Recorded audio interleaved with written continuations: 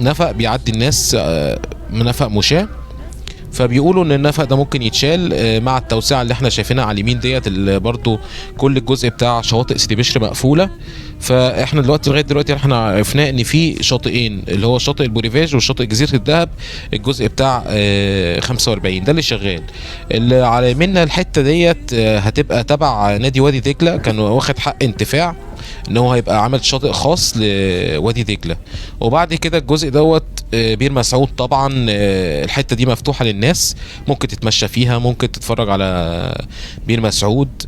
على يميننا الحته دي نادي السيارات، ده برضو ما فيش، يعني ده نادي خاص برضو ما فيش شاطئ.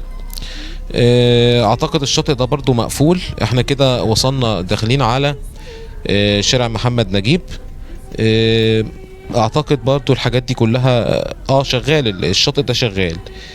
بعد كده بعد محمد نجيب هنلاقي برضو الشغل بتاع الغرابلي.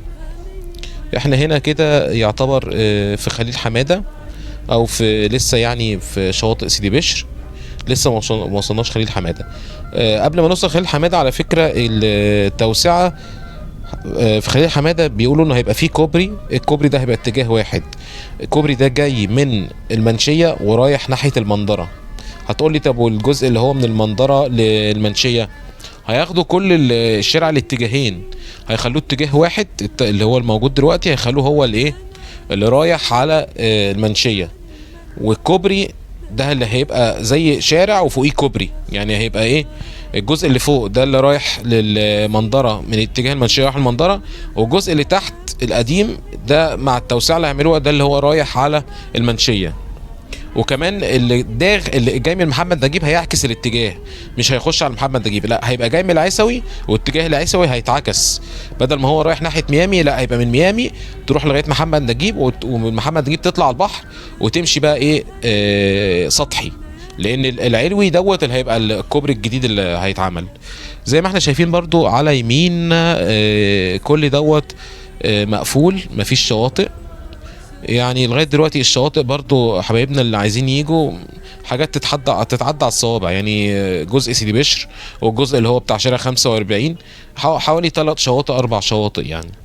بس ان شاء الله بنأمل يعني ان شركه الغربلي تقدر ان هي تكمل يعني قبل الصيف تخلص، بس اعتقد ده احتمال ضعيف لان الموضوع هيطول يعني.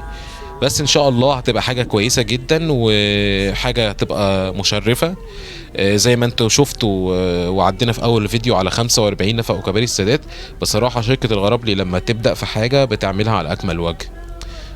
احنا دلوقتي خلاص اهو داخلين على شارع محمد نجيب اهو. الحته اللي احنا فيها دي بالظبط ركزوا معايا كده، هيبقى في كوبري جاي من المنشيه ورايح على المنظره، ومحمد نجيب اللي على شمالنا دوت ده هيبقى الحركه معكوسه فيه، هتبقى طالع على البحر مش داخل ناحيه محمد نجيب، لا هيبقى طالع محمد نجيب ورايح على البحر، هيتفق مع اللي ماشي دلوقتي سطحي ويمشوا سطحي ناحيه المنشيه. اما الكوبري اللي هيتعمل ان شاء الله ده هيبقى اتجاه واحد، هيبقى اتجاه من المنشيه ورايح على المنظره.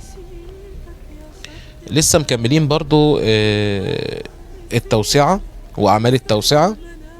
زي ما احنا شايفين الحته دي مخنوقه جدا اهو، يعني لو مركزين معانا هي الحته الجزء اللي اتعمل بس مع نفق وكباري السادات هو دوت اللي هو يعتبر 5 حارات او 6 حارات. اما من المنظره من ساعه ما بدانا الفيديو لغايه 45 مزنوقه، ودلوقتي شارع من سيدي بشر محمد نجيب مزنوقه برضه الشغل. بصوا عربيات الغراب اهي داخله اهي في الموقع، كل ده طبعا مقفول ممنوع السباحه فيه تمام.